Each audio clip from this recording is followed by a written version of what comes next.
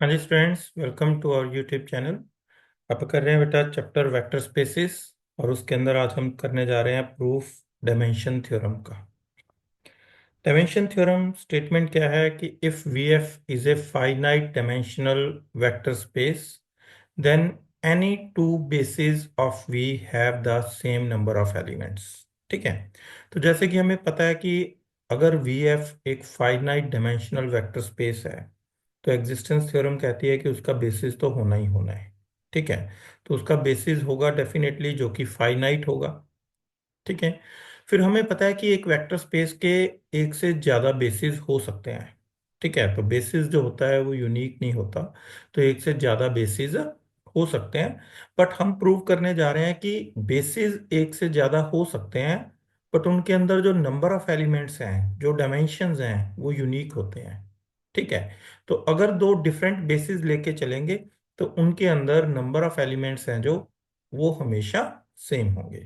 ठीक है, तो suppose we F is a finite dimensional vector space.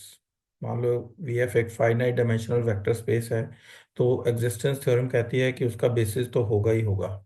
ठीक है, मान लो बी वन और बी टू उसके दो बेसिस हैं। ठीक है, तो बी वन के अंदर हमने एलिमेंट्स मान लिए V one V two V three V M, और बी टू के अंदर एलिमेंट्स ले लिए U one U two U three U N. तो बी वन के अंदर एम एलिमेंट है, बी टू के अंदर एन एलिमेंट है, और हमें प्रूव करना है कि एम और एन इक्वल है, कि नंबर ऑफ एलिमेंट्स हमेशा सेम होंगे। एलिमेंट्स डिफरेंट हो सकते हैं, कोई इशू नहीं है उस चीज का। ठीक है, तो हमें प्रूव करना है कि M is equal to N. तो क्या कर रहे हैं हम कि बी वन जो है, ठीक है, बी वन बेसिस है, बी टू आल्सो बेसिस है। तो बी वन बेसिस है तो वो जनरेट करेगा। ठीक है, तो हमने यू वन एलिमेंट लिया बी टू से, तो बी टू सबसेट है वी का, तो जो भी एलिमेंट बी टू के अंदर है वो वी में तो होंगे ही होंगे। तो यू वन वी का एलिमेंट है, और बी वन बेसिस है जो कि वेक्टर स्पेस को जनरेट करता है। तो ऑब्वियसली हम यू वन को बी वन के एलिमेंट्स के लीनियर कॉम्बिनेशन में लिख सकते हैं। ठीक है, तो हमने यू वन को इसके लीनियर कॉम्बिनेशन में लिख लिया। अब यू वन को इधर शिफ्ट कर दिया, तो यू वन का कॉफिशिएंट क्या आ गया, -1, इक्वल टू क्या आ गया, 0। जीरो किसकी है, ये वेक्टर स्पेस की है 0। ठीक है, तो ये जो सेट बना u1 v1 v2 vm, तो इसका जब हमने लीनियर कॉम्बिनेशन लिया तो एक स्केलर हमारे पास नॉन जीरो है। इसका मतलब ये जो सेट है ये सेट लीनियरली डिपेंडेंट है। ठीक है, तो हमें पता है कि जब कोई सेट लीनियरली डिपेंडेंट होता है तो उसके अंदर डेफिनेटली कोई एक वेक्टर ऐसा होता है जिसे हम उससे प्रिसीडिंग वेक्टर्स के लीनियर कॉम्बिनेशन में लिख सकते हैं। ये हमने ऑलरेडी प्रूव किया हुआ है थ्योरम।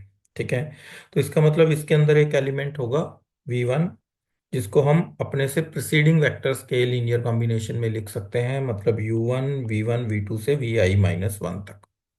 ठीक है, तो अब हम इस वी आई को इस सेट में से रिमूव कर देते हैं। ठीक है, तो एक नया सेट बन जाएगा हमारे पास S2।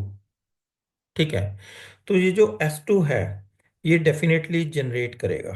रीजन क्या है, ये थ्योरम हमने प्रूव किया है कि जब कोई सेट जनरेट करता है और अगर वो सेट लीनियरली डिपेंडेंट होता है तो उसके अंदर कोई वेक्टर होता है जिसको हम उससे प्रीवियस वेक्टर्स के लीनियर कॉम्बिनेशन में लिख सकते हैं।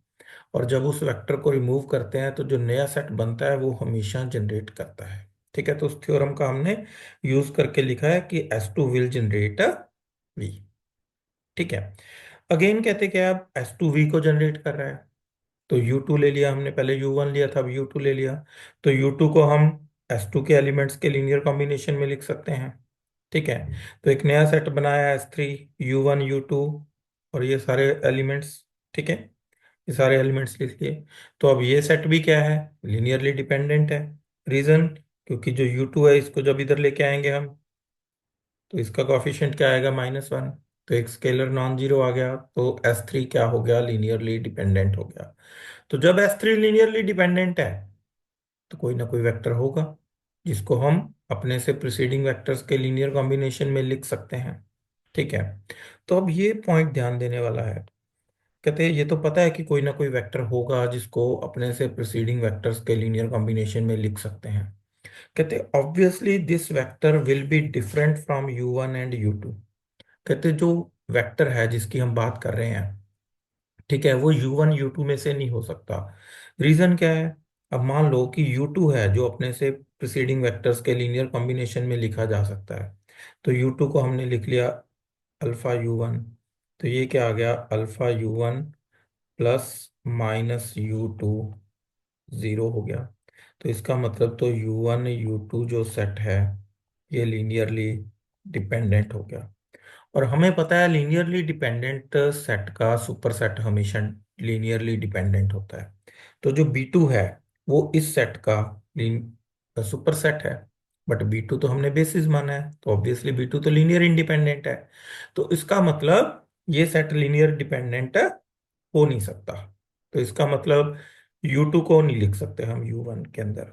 तो फिर जो वेक्टर था S3 के अंदर, जिसको अपने से प्रीसीडिंग वेक्टर्स के लीनियर कॉम्बिनेशन में हमें लिखना है, वो u1 u2 में से तो नहीं होगा। तो वो होगा इनके अंदर से। ठीक है, मान लो उसका नाम है वीजे। तो वीजे है तो वीजे को हम रिमूव कर देंगे, नया सेट बन जाएगा S4। तो S4 के अंदर क्या हो गया? हमने स्टार्ट किया था बेटा B1 से। B1 के अंदर कितने एलिमेंट्स थे? M। ठीक है। तो अब हम जब S4 पे पहुंच गए तो हमने दो नए एलिमेंट ऐड कर दिए, और दो एलिमेंट इसमें से वी आई और वी जे, दो एलिमेंट इसमें से माइनस कर दिए। तो अभी भी अगर S4 के अंदर हम बात करें कि कितने एलिमेंट्स हैं, तो S4 के अंदर M एलिमेंट्स हैं अभी भी। ठीक है। अब ये स्टेप देखना है ध्यान से। कहते we may continue to proceed in this manner. अगर हम ऐसे ही करते रहें कि पहले u1 ऐड किया, वी आई माइनस कर दिया, u2 ऐड किया, वी जे माइनस कर दिया, अब u3 कर देंगे, एक और v माइनस कर देंगे, फिर एक u4 ऐड कर देंगे, फिर v माइनस कर देंगे। ऐसे ही अगर हम करते जाएंगे, हर एक स्टेप में हम क्या कर रहे हैं कि एक्सक्लूड कर रहे हैं बेटा वी आई को बाहर निकाल रहे हैं। ठीक है, वी में से कोई एक, v1 v2 v3 में से कोई भी एक बाहर निकाल रहे हैं हर एक स्टेप में। और u को क्या कर रहे हैं? हम ऐड कर रहे हैं। ठीक है। तो u ऐड कर रहे हैं, v माइनस कर रहे हैं।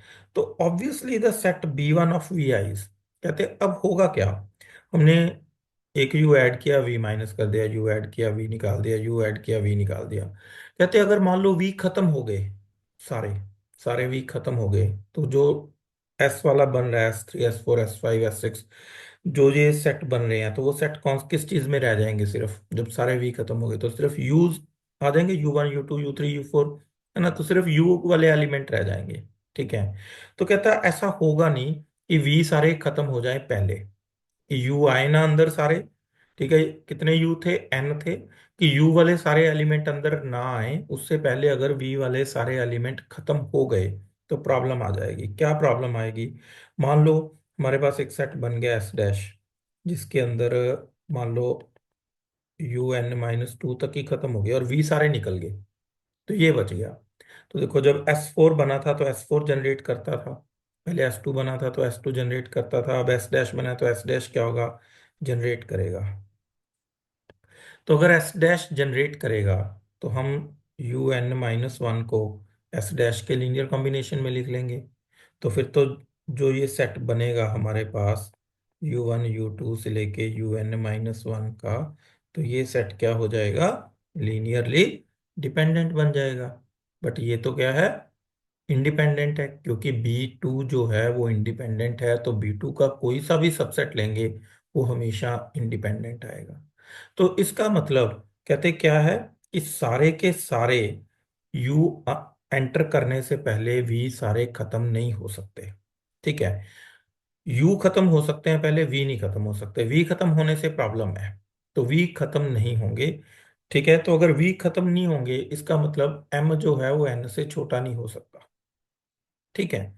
तो M N से छोटा नहीं होगा, या तो M N के इक्वल होगा या M N से ग्रेटर होगा। इसको आप ऐसे भी लिख सकते हो कि M greater than equal to N, या ऐसे लिख लो कि M N से छोटा नहीं हो सकता।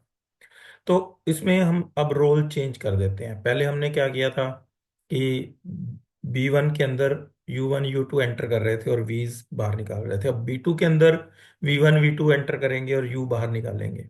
तो फिर एंड में हम क्या कहेंगे कि भाई सारे U पहले खत्म नहीं हो सकते, तो इसका मतलब जो N है वो M से छोटा नहीं होना चाहिए।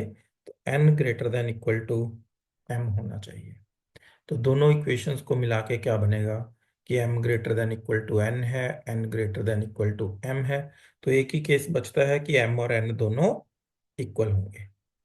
इसका मतलब किसी वेक्टर स्पेस के कोई से भी दो बेसिस ले लो, उनके अंदर एलिमेंट सेम हो डिफरेंट हो डजेंट मैटर, बट जो नंबर ऑफ एलिमेंट्स हैं दोनों के अंदर वो ऑलवेज सेम होंगे।